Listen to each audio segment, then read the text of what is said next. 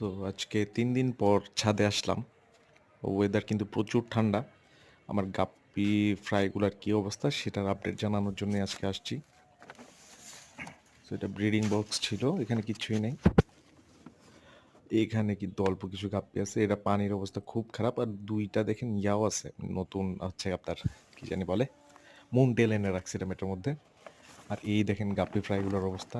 পানির যে অবস্থা প্রচুর ঠান্ডা থাকে। সো এই কারণেই সারাদিন সানলাইট যাতে পড়ে খুলে দিয়ে যাই। আর দেখেন ভিতরে প্ল্যান্টস আছে, প্রচুর অ্যালগি আছে। সো অ্যালগিগুলো আমি ওইভাবে খুব একটা পরিষ্কার করি না, কজ আমি দেখলাম যে উইন্টারের মধ্যে ফ্রাইগুলো অ্যালগির মধ্যেই খুব ভালো আছে। আর পানিটাও চেঞ্জ করা হয় না। সো আমি অল্প একটু পানি চেঞ্জ করব ২-১ এর মধ্যে।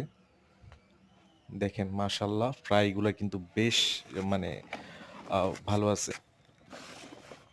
খুব সুন্দর মতোই ফ্রাইগুলো আছে। সো এই হচ্ছে গিয়ে অবস্থা। কিন্তু একটা খারাপ জিনিস হচ্ছে গিয়ে সকালবেলা উঠে দেখলাম আমার একটা মুনটেল কিন্তু এখানে মারা গেছে। এটাকে রেখে দিছি, কি আর করব এখানে। সো যাই হোক, আমার এই চ্যানেলটা সাবস্ক্রাইব করবেন আপনারা। সবাই আপনাদের সাপোর্ট পেলে আরো ভালো নতুন, নতুন আপডেট নিয়ে আসবো। আর নতুন, নতুন প্ল্যান্টেড ট্যাঙ্ক সেটআপ নিয়ে আসবো আমি আমার এই চ্যানেলে। সো লাইক, শেয়ার করে সাথেই থাকুন। ধন্যবাদ।